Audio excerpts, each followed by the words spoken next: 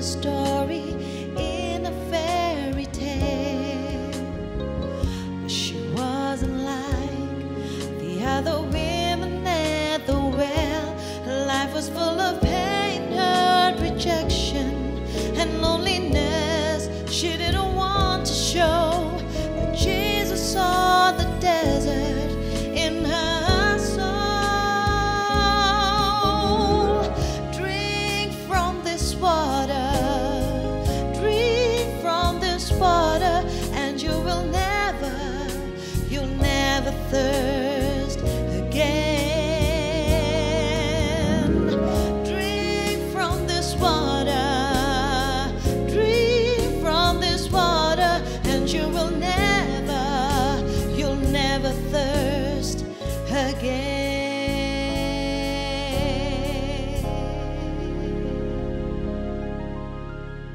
Shalom Aleichem, Beshem Hamashiach. Sampai jumpa kembali saudara. Kita bertemu di dalam kasih Tuhan kita Yesus Kristus. Dan kali ini kita akan membahas sebuah kata dalam perjanjian lama dalam program kita, yaitu Old Testament Made Easy. Yang akan mengungkap makna dari kata, kalimat, event, dan semua simbol-simbol yang ada dalam perjanjian lama, di mana Allah akan berbicara dan sedang berbicara menyampaikan sesuatu kepada kita. Dan kali ini kita akan membahas sebuah kata, yaitu Pesel, yang berarti idols in the land, berhala-berhala di negeri. Mari kita berdoa terlebih dahulu. Roh Kudus, singkapkan kebenaran bagi kami semuanya, supaya kami mendengar dan kami menjadi pelaku kebenaran firman. Dalam nama Tuhan kami Yesus Kristus, haleluya. Amen. Ada apa dengan Pesel ini? Idols in the land. Mari kita buka terlebih dahulu Alkitab kita baca bersama-sama di dalam 2 Raja-Raja pasal yang ke-17 ayat 9 sampai 12. Mari Bapak Ibu, kita buka sama-sama, kita baca dalam 2 Raja-Raja pasal 17 ayat 9 sampai 12. Dikatakan demikian, dan orang Israel telah menjalankan hal-hal yang tidak patut terhadap Tuhan Allah mereka. Mereka mendirikan bukit-bukit pengorbanan dimanapun mereka diam. Baik dekat menara penjagaan maupun di kota yang berkubu. Mereka mendirikan tugu-tugu berhala dan tiang-tiang berhala di atas setiap bukit yang tinggi dan di bawah setiap pohon yang rimbun.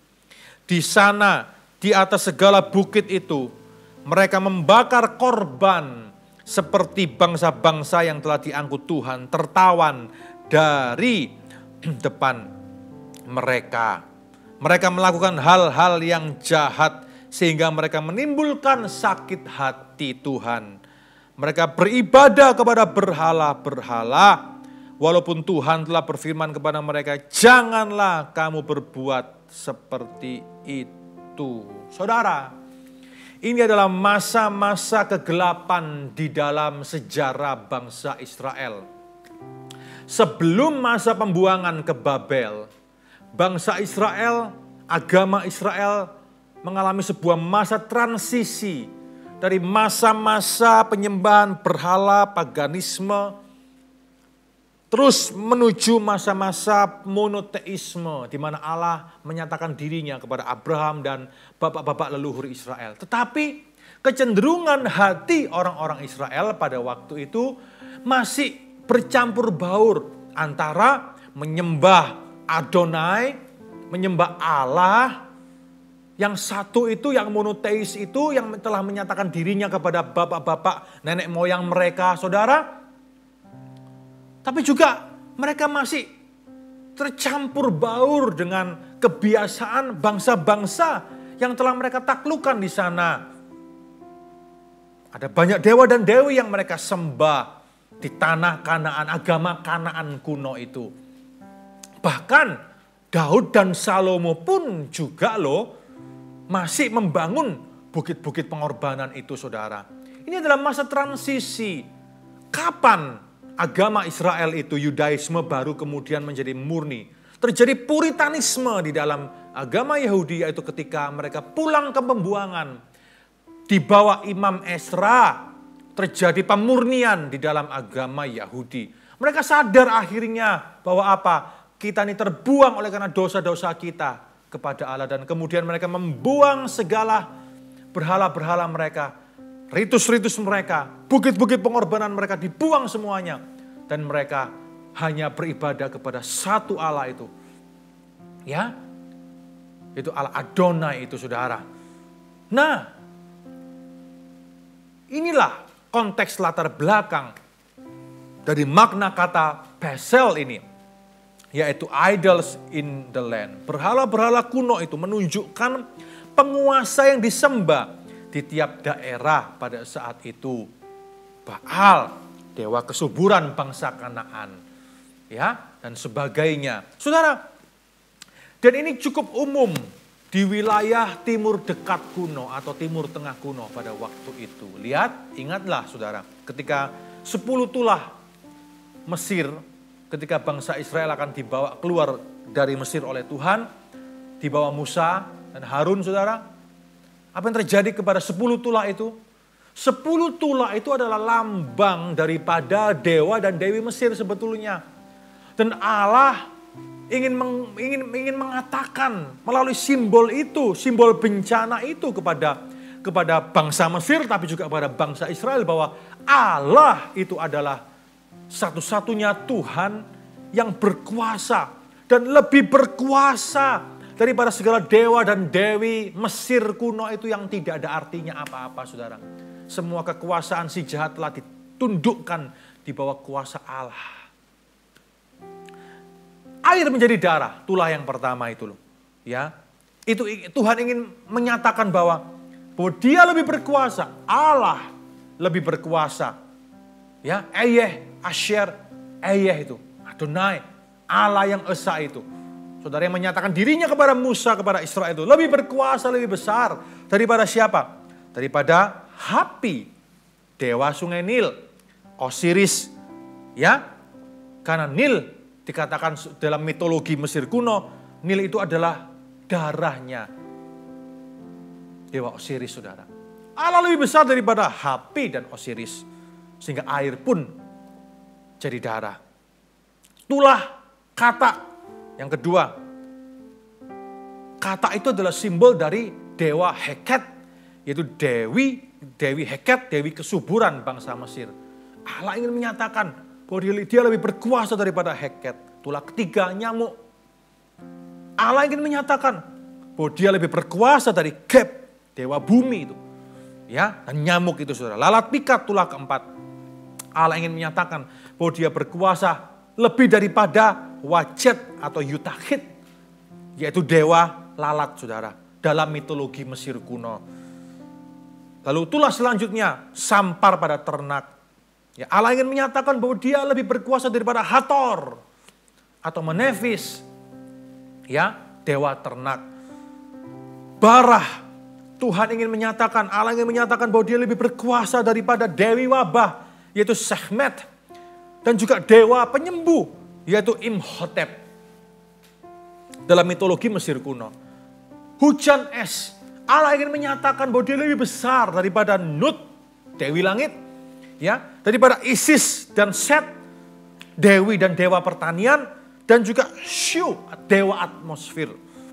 Itulah belalang, Allah ingin menyatakan bahwa dirinya lebih besar, berkuasa daripada Serapia, yaitu dewa pelindung Mesir kuno. Gelap gulita, Allah ingin menyatakan bahwa dirinya lebih besar daripada Horus, dewa matahari, dan juga Thoth, dewa bulan. Anak sulung mati di Mesir, Allah ingin menyatakan dirinya bahwa dia lebih besar daripada Ra, dewa matahari, ya. Dan juga karena Fir'aun pun disebut sebagai Amun-Ra, ya, anak dewa. Fir'aun anak dewa matahari itu, saudara. Tuhan ingin menyatakan dirinya bahwa dia lebih besar daripada dewa-dewi berhala-berhala kuno itu. Sekarang kita yang hidup dalam dunia pasca modern ini, ada banyak sekali berhala-berhala modern, berhala-berhala pasca modern yang sekarang ada dalam kehidupan kita. Betul, saudara? Dan ternyata konsep Bezel ini, berhala itu bukan cuma untuk zaman dahulu, tapi juga itu sudah ada di zaman sekarang. Kita mau lihat dulu ya, 1 Raja-Raja. Dalam kitab 1 Raja-Raja pasal ke-18, ayat yang ke-20. Cerita mengenai Elia dan Ahab. Perhatikan ini saudara. Ahab mengirim orang ke seluruh Israel, mengumpulkan nabi-nabi itu ke Gunung Karmel. Lalu Elia mendekati seluruh rakyat dan berkata, berapa lama lagi kamu berlaku timpang dan bercabang hati? Selalu seperti itu saudara keadaannya. Dalam zaman hakim-hakim, ya, setelah mereka masuk ke tanah perjanjian, zaman hakim-hakim, saudara, itu sudah mereka selalu bercampur bercabang hati kepada Tuhan. Terus sampai zaman raja-raja, ada raja baik bangkit, raja jahat bangkit saudara. Sampai kepada masa pembuangan ke Babel. Kalau Tuhan itu Allah, ikutilah dia. Dan kalau Baal, ikutilah dia. Tapi rakyat itu tidak menjawabnya sepatah kata pun. Lalu Elia berkata kepada rakyat itu, hanya aku seorang diri yang tinggal sebagai nabi Tuhan. Padahal nabi Baal itu ada 450 orang banyaknya. Wow, peperangan yang seolah-olah tidak seimbang. Tapi toh pada akhirnya kita tahu ceritanya, bukan? Bahwa semua persembahan yang Elia berikan dimakan habis oleh api yang turun daripada langit. Allah ingin menyatakan bahwa dia lebih berkuasa daripada dewa-dewa, dewi-dewi, berhala-berhala kuno itu. Apa berhala-berhala modern kita hari ini? Perhatikan ini saudara. Our methods show that we are serving idols. Because if we are serving God, we do things God's way.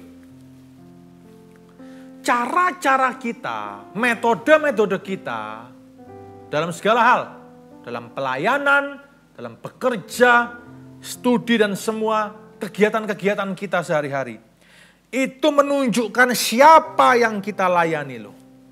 Kalau kita melayani Tuhan, maka semua hal harus dilakukan sesuai dengan cara Tuhan. Entah itu pelayanan, banyak kok pelayanan yang telah menjadi berhala.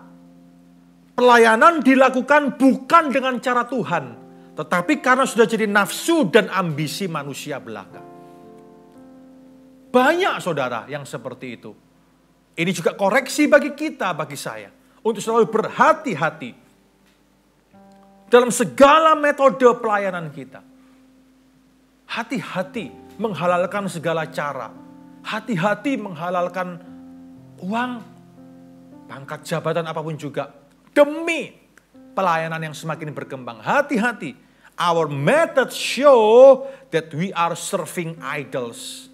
Bukan melayani Tuhan. If we are serving God, we do things God's way. Dengan cara Tuhan dan waktu Tuhan. Dalam kehidupan, dalam pekerjaan. Banyak orang punya berhala dalam pekerjaan. Pekerjaan telah menjadi berhala bagi dirinya. Dan karena pekerjaan yang tadinya adalah berkat Tuhan tapi telah menjadi berhala, maka keluarga jadi korban. Tapi mungkin juga pula ada sebaliknya. Keluarga yang adalah berkat Tuhan tanpa sadar telah menjadi berhala bagi kita. Atau mungkin diri kita sendiri adalah berhalanya. Kita mendewakan diri kita sendiri. Kita mendewakan penampilan kita, kelihayan kita, kecanggihan kita, kepandaian kita, intelijensi kita, gelar kita. Kita mendewakan kepandaian kita berbisnis, berusaha, berdagang. Kita menjadi kaya raya oleh karena siapa? Oleh karena aku, usahaku, kemampuanku, kepintaranku, kepandaianku, bikin jaringan ini dan itu. Saudara, berarti orang itu memberhalakan siapa? Dirinya sendiri bisa jadi berhala. Aku lebih hebat dari yang lain. Oh kan? Aku lebih hebat kan? Aku tahan uji kan? Bahkan ketika itu bicara tentang lulus dalam sebuah ujian kehidupan. Kan? Aku lulus kan? Aku tidak jadi jatuh kan? Aku tidak ikut-ikut jatuh dalam dosa kan? Oh kan? Siapa aku? Aku kan? Saudara, tanpa sadar loh ya. Kita bisa mendewakan, memberhalakan diri kita sendiri. So many things, berhala-berhala modern. Diri kita, pencapaian kita, pekerjaan kita, keluarga kita, pelayanan kita, gereja kita. Bisa jadi berhala. Nama gereja kita bisa loh jadi berhala, saudara. Nama sinode kita, organisasi kita bisa loh jadi potensi berhala. Bisa. Kalau apa? Kalau kita mulai mengangkat diri tinggi. Menganggap bahwa yang lain tidak rohani, hanya kita yang rohani. Yang lain benar, tidak benar, hanya kita yang benar. Hanya gereja kita yang benar. Hanya cara kita yang benar. Liturgi kita paling benar. Pengajaran kita paling benar. Yang lain salah semuanya. Ilmu kita bisa jadi berhala kita. Kepandaian kita bisa jadi berhala kita. Bahkan teologi kita bisa jadi berhala kita. Kalau kita tidak berhati-hati. Kita mulai menafikan yang lain. Kita tidak lagi bisa bergandengan tangan dengan yang lain. Itu karena kita sudah masuk ke dalam jurang ekstremisme, sadar tidak sadar. Amin, saudara. Oleh karena itu hari ini, mari kita buang segala berhala-berhala dalam hidup kita, apapun itu. Buang segala apa yang najis, buang segala berhala kita. At the end, eventually, pada titik akhir, saudara, kita akan tahu bahwa hidup ini hanya antara kita dengan Tuhan. Semua yang ada di dunia ini berakhir di dunia ini. Organisasi berhenti di dunia ini. Aset berhenti di dunia ini. Uang berhenti di dunia ini. Ketenaran berhenti di dunia ini. Semua yang melekat pada kita, semua harta benda, semuanya warisan berhenti di dunia ini. Eventually, at the very end, pada titik akhir, kita akan tahu bahwa hanya antara kita dengan Tuhan. Itulah yang terpenting. Penghormatan Tuhan, bukan penghormatan manusia. Oleh karena itu, mari kita melayani dengan hati yang tulus dan murni untuk Tuhan di dalam setiap panggilan kita. Buang segala pesel, buang segala berhala-berhala di dalam hidup kita. Buang semua berhala di dalam hidup kita. Biarkan kita dibakar habis untuk dipersembahkan sebagai korban bagi Allah saja. Itulah mengapa Rasul Paulus berkata demikian. Aku melupakan segala yang di belakangku. Aku mengejar sampai titik terakhir. Waktunya sudah tiba. Darahku akan dicurahkan sebagai korban pada saat kematianku. Saudara, yang menjadi tujuan Rasul Paulus, yang menjadi impian Rasul Paulus adalah mengejar jejak Golgota. Seperti Kristus yang naik ke Golgota, mencapai puncak kehidupan, puncak kejayaannya adalah mempermuliakan nama Tuhan, menebus dosa manusia. At the very end, sebelum dia berkata, Beadekah afhid ruhi, kepadamu ya Allah, kuserahkan rohku. Lalu kemudian dia meninggal. Rasul Paulus mengerti, memahami benar akan hal ini. Dan dia mengejar jejak bukit Golgotanya. Pada waktu sebelum dia dieksekusi, dia berkata kepada Timotius seperti itu kan saudara. Dia telah mencapai puncak kehidupannya dengan berkorban bagi Allah. Bapak Ibu, hidup ini adalah pengorbanan. Masuk itu bicara tentang pengorbanan iman kita. Amin saudara. Oleh karena itu mari kita kejar hal-hal yang mulia, hal-hal yang rohani, lebih daripada hal-hal yang duniawi. Hal duniawi penting untuk kita hidup. Ya, tapi bukan itu yang kita kejar. Kita mengejar hal-hal yang rohani dalam hidup ini. Mari kita selalu siap berkorban bagi Kristus, penebus kita. Amin. Anda belajar sesuatu saat ini. Mari kita berdoa bersama-sama. Haleluya. Ya Tuhan, singkirkan segala berhala-berhala dalam diri kami, dalam hati kami, apapun itu. Kalau pangkat jabatan telah menjadi berhala, Tuhan singkirkan, please. Kalau kepandaian, posisi apapun juga, Tuhan itu telah menjadi berhala, Tuhan singkirkan, please. Kalau uang, nama besar, ketenaran, organisasi, nama, institusi, gereja dan semua yang lain telah menjadi berhala kami, please Tuhan singkirkan. Supaya pada akhirnya kami tahu hanya antara aku dan engkau, kami dan engkau saja. Personal faith. tanpa berhala apapun lagi dalam hati. Sehingga kami selalu siap berkorban, dan mengejar jejak puncak bukit Golgota kami. Seperti Kristus telah mengejarnya, Rasul Paulus telah mengejarnya, murid-muridmu, para rasul telah mengejarnya, banyak para bapak gereja telah mengejarnya. Kami juga mau untuk mengejarnya dalam kehidupan kami. Jauhkan, murnikan, sucikan kami ya Tuhan, supaya tidak ada berhala modern apapun di dalam hidup kami. Terima kasih, kami persembahkan hidup kami ke dalam tangan-Mu, roh, jiwa, tubuh kami, persembahan yang hidup, yang kudus, berkenan kepadamu. Itulah penyembahan kami yang sejati. Terima kasih ya Tuhan. Dalam nama Tuhan kami Yesus Kristus kami berdoa. Haleluya. Amin.